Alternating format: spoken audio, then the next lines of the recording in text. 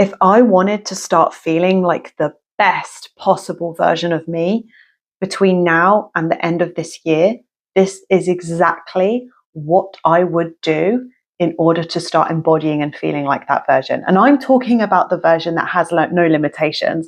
I'm talking about the version of you whose desires are all being met, who feels the way that you wish you felt every single day. Confident, unstoppable, with a huge goal, with a huge vision for herself. I'm talking about this version of you. This is how you're going to actually start embodying becoming her before the end of this year. And I'm going to walk you through each step and the steps that I take all my clients through in order to get there. The first thing that you're going to do is start embodying presence, is start practicing presence. Now, this isn't just some airy fairy thing that you're hearing around in the yoga world and in the spiritual world. This is an art form that when you start to practice is one of the most empowering things that you can do. Because what you're trying to do right now is you're overthinking. So you're so in your head all the time in order to get like, how can I do this? Like, what do I need to figure out? And it doesn't work, because what we actually need to do is come away in order to step back in. Because when we come away, we reflect, we pause, and we see things for what they really are, which means we see our limitations for what they really are. We can be honest with ourselves about how we're actually holding ourselves back, and we can actually listen to our intuition and our inner voice that has so much more power than what you can even imagine. So finding moments of presence. And what does this look like? No, this doesn't look like having to meditate for 30 minutes every single day. I'm talking about things like waking up and taking a deep breath with your hand on your heart. I'm talking about feeling your feet on the ground when you first wake up, maybe having a little dance, maybe having a little shake, connecting with your body. I'm talking about sitting outside in the sunlight when it's sunny with your coffee and just without your phone, taking a moment to close your eyes and breathe in this day, breathe in this sun, breathe in this energy. I'm talking about making a conscious effort to say 3 positive things to yourself before you go to bed at night, before you sleep. It's in these small acts, incorporating them into your everyday busy life. I'm not saying you need loads of time. I'm not saying you need to create loads of space in your day to be present. I'm saying it's about awareness in those small moments. It's about sitting in your car for a minute before you drive to work and just closing your eyes and saying to yourself, you've got this. You're going to have a great day. I trust in the way that you show up today. I trust that today can feel different to any other day because I decide it to be. It's in these small changes, in these small habits, that is practicing the art of presence. The second thing that you need to start doing today is becoming aware of your limiting beliefs. And be honest about them, because a lot of the time we're actually finding excuses as to why we're not starting that thing or stepping out our comfort zone or facing that fear.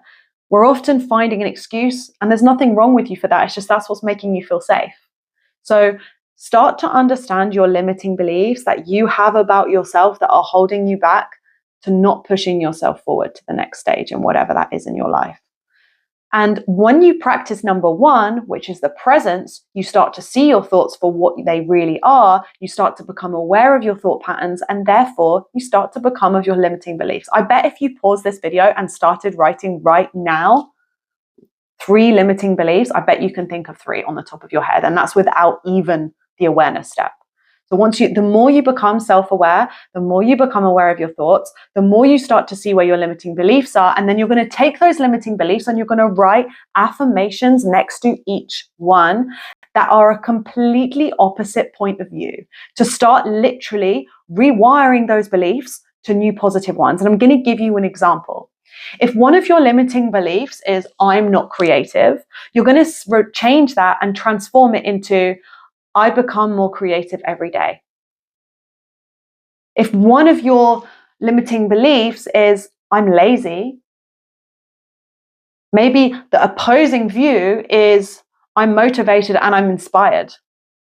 And you're going to say these 2-3 affirmations to yourself every single day. The first thing you do when you wake up in the morning is you look at those affirmations on your bedside table and you repeat them to yourself. You go to your bathroom, you stick them on your mirror, you repeat them to yourself. You practice saying them in your head before you go to bed at night. You're going to practice saying them on your way to work. You're going to practice them saying out loud. You're going to practice saying them out loud to yourself in the mirror.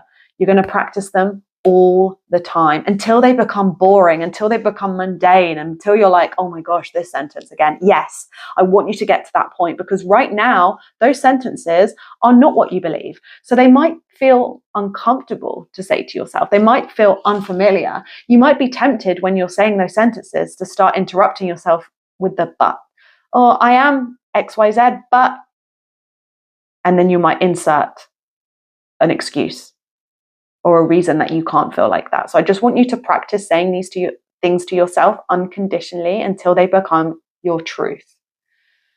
When they become boring, you can then move on to the next round and try new ones, depending on what your limiting beliefs, depending on the season of life that you're currently in, because we're always discovering new ones and we're always changing. And the great thing about this tool is you can literally use it for the rest of your life.